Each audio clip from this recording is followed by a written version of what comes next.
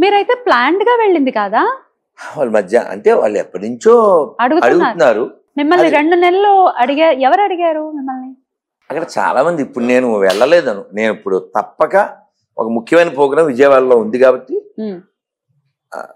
న్యాయవాదుల ధర్మ సమ్మేళనం రేపు లేదు ఎల్లుండి, ఆ కార్యక్రమం కోసం తిరిగి నేను జస్ట్ అలా వచ్చి మళ్ళీ వెళ్ళిపోయాను.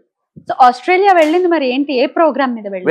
వినాయక చవితి సెలబ్రేషన్స్. వినాయక చవితి రాడే రోజంతా నేను వినాయకుడు ఆ చవితి నాడు ఫ్లైట్ లోనే ఉన్నా, రాత్రి దిగాం ఆఫ్ కోర్స్. సో మేము వెళ్ళిన రెండో రోజు అక్కడ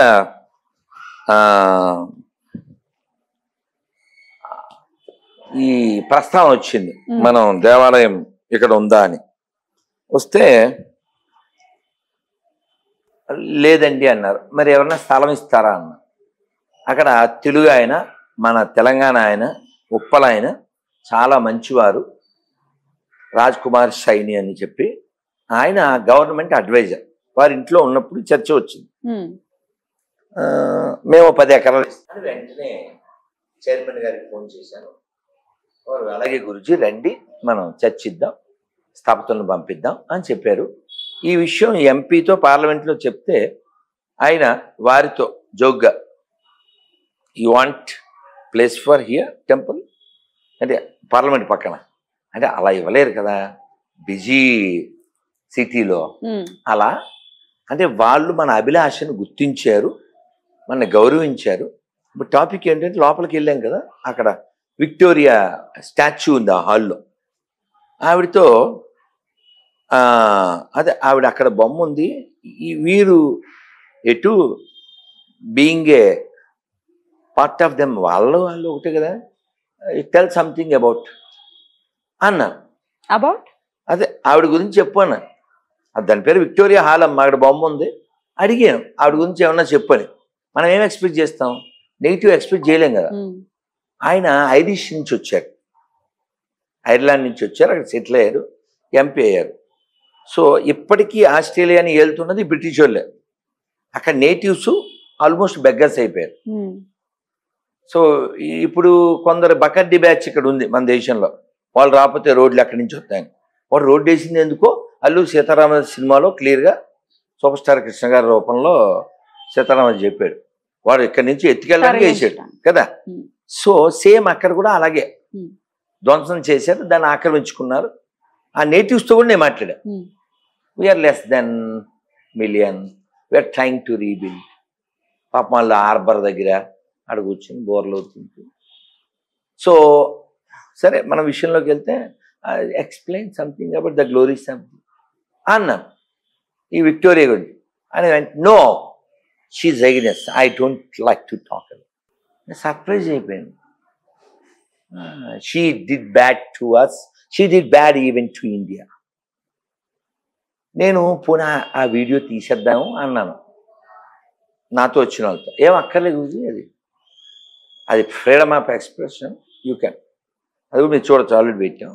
సో విషయం ఏంటంటే ఆ పార్లమెంట్లో ఆవిడ పేరుతో ఉన్నప్పటికీ ఆవిడ చేసిన అకృత్యాలు ఇక్కడ అక్కడ అవన్నీ విదితం అయిపోయినాయి. అది పక్కన పెట్టేస్తే ఆ పార్లమెంటు 2 భాగాలుగా ఉంది. ఒక భాగం లైబ్రరీ, మొత్తం బంగారంతో వాళ్ళు ఆ లైబ్రరీ కట్టారు. ఎందుకు కట్టారంటే అప్పుడు ఏదో ఒక నిధి దొరికిందంట, గోల్డ్ రష్, దాంతో లైబ్రరీ కట్టారు. ఇంకోటి కట్టేసరికి అది అయిపోయింది, ఉట్నే కట్టారు. అదంతా ఆయన చెప్పుకొచ్చారు. మాకు పాలిచ్చి వాళ్ళు ఏదో కాఫీ తాగి సెల్ఫీలు దిగి చివరి వరకు, అంటే నాకు సెండ్ ఆఫ్ ఇచ్చే వరకు ఒక అరగంట టైం అని 1.5 గంట గడిపాడు. So spread love, spread humanity, not Christianity కదా. సో మానవతావాది అబోవ్ ఆల్ దిస్ కదా, కేవలం ఒక్కటే అని అనేటువంటి వాడు ఖచ్చితంగా సొసైటీకి ప్రమాదం. ఒక్కోడికి ఒక్కో టేస్ట్ ఉంటుంది. రుషేశ్చ భిన్నాః మతేశ్చ భిన్నాః, ఎవ్రీబడి హ్యావ్ డిఫరెంట్ టేస్ట్. కాబట్టి మూర్ఖంగా ఎవరు ప్రవర్తించకూడదు. అది మనం అక్కడ గ్రహించాలి. ఇంకో విషయం అంటే అక్కడ శుభ్రం బీభత్సం అమ్మ. అయితే అక్కడ ఇండియన్స్ ని వ్యతిరేకిస్తున్నారు, వాళ్ళ మీద దాడులు చేస్తున్నారు అని విన్నాము. సినిమా ఏమి లేదు. ఏం లేదా? ఇప్పుడు మీకు ఒక కథ చెప్తే మీరు బాగా పట్టుకుంటారు.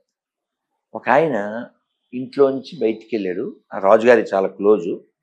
కానీ నువ్వు లేవు కదా ఆస్ట్రేలియాలో. ఓకే, ఈ కథ అక్కడ చెప్పాను. ఇంట్లో బయటికి వెళ్ళాడమ్మా, మళ్ళీ వెంటనే వచ్చాడు. కాళ్ళు కడుక్కుని నోరు పొక్కలించి వెళ్ళిపోయాడు. ఏమండి అంది ఆవిడ.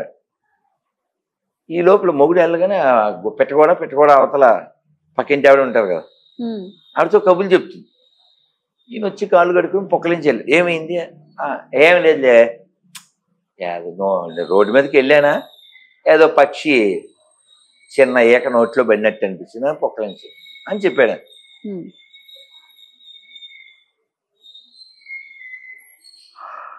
కథ అయిపోయిందా? వెళ్ళిపోయాడు ఆయన. రాత్రి సాయంత్రం అయ్యేసరికి రాజుగారి ఇంటి ముందు ఫుల్ క్రౌడ్. రాజుగారు అదే కబురు పెట్టారు. ఈ క్రౌడ్కి కారణం నువ్వే అన్నారు. నేనా? ఎందుకు అన్నా. అదే నువ్వు దగ్గితే అంటే పక్షులు, జంతువులు, ఏనుగులు, సింహాలు అన్నీ బయటకు వస్తున్నాయంట కదా. ఎవరు చెప్పారు? వాడు సుభాష్ చెప్పాడు. సుభాష్కి ఎవరు చెప్పారు? రాంబాబు చెప్పాడు. రాంబాబు గోపి చెప్పాడు. అలా ఎక్కడికి వెళ్ళింది? పక్కింటి ఆవిడ దగ్గరికి వెళ్ళింది. ఈవిడ ఏంటి అన్నయ్య గారు మళ్ళీ వచ్చారు అంది. ఎవరు? ఈవిడ. అన్నయ్య గారు మళ్ళీ వచ్చారు అనగానే, సో ఏంటి అన్నయ్య గారు మళ్ళీ వచ్చారు అని అనగానే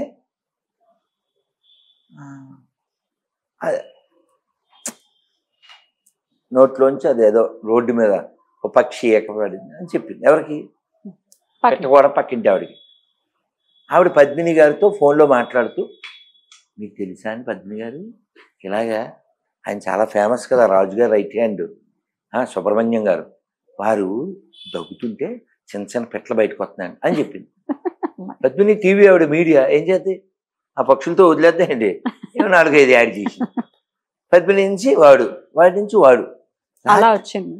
మీకు అర్థమైందమ్మా? అర్థమైంది. ఊరికి సరదాగా చెప్పాను. ఏమీ లేదు అక్కడ, ప్రశాంతమైన వాతావరణం. మేము తిరిగాం కదమ్మా. నేను సిడ్నీ తిరిగా, బ్రిస్బేన్ తిరిగా, మెల్బోర్న్లో ఎక్కువ తిరిగా. అసలు వీళ్ళు వడ్డించేస్తుంటారు టీఆర్ పీరియడ్. అసలు డోంట్ అమ్మా, మీరు అడగండి.